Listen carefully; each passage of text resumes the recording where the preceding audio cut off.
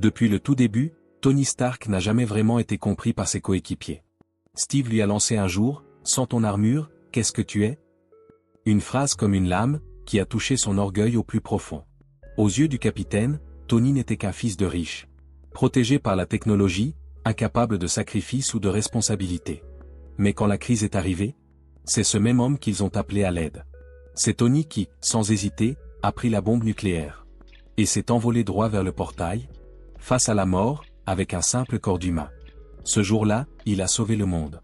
Mais personne n'a su qu'il en a gardé des cicatrices invisibles. Pendant 6 ans, il a vécu avec cette peur, ces cauchemars. Sans qu'aucun de ses coéquipiers ne lui demande s'il allait bien. Ils ont continué à se battre, à dépendre de lui, sans jamais vraiment chercher à le comprendre. Dans Avengers 2, Tony tente de créer une armée de fer pour prévenir les catastrophes futures. Mais ses coéquipiers l'accusent de préparer la guerre. Seul Banner le soutient, tandis que Steve reste fidèle à son idéalisme.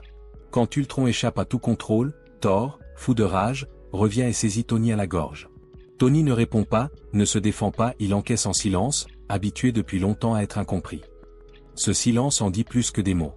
Ce n'est pas de la peur, ni de la culpabilité, c'est de la lassitude. Et lorsque la ville est soulevée dans les airs sous le contrôle d'Ultron, celui qui renverse la situation, encore une fois, c'est Tony. Il descend au cœur de la ville. Et, avec Thor, empêche la catastrophe finale. Mais tout cela ne semble toujours pas suffire à obtenir un simple « merci » ou « je te comprends ». Dans Civil War, lorsqu'il signe les accords de Sokovie, son intention est de donner une légitimité au groupe, pas de le contrôler. Mais il se retrouve une nouvelle fois isolé et critiqué. Le moment le plus douloureux survient quand il découvre que ses parents ont été assassinés. Cherchant justice, il est arrêté par Steve, celui qu'il considérait comme un frère.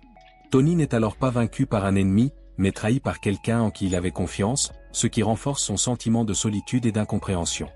Dans Infinity War, Tony affronte Thanos directement, même s'il sait que l'ennemi est presque invincible.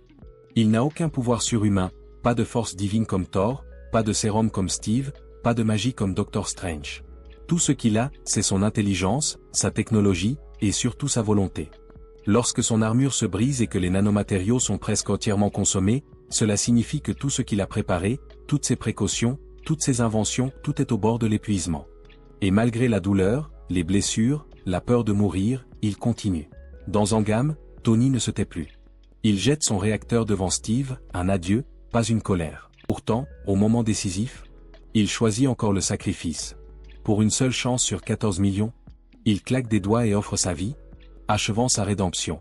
Ce n'est qu'alors que le monde comprend enfin. Tony Stark n'a jamais été un héros parfait. Il avait peur, il doutait, il était orgueilleux, parfois égoïste. Mais jusqu'au bout, il a protégé le monde à sa façon.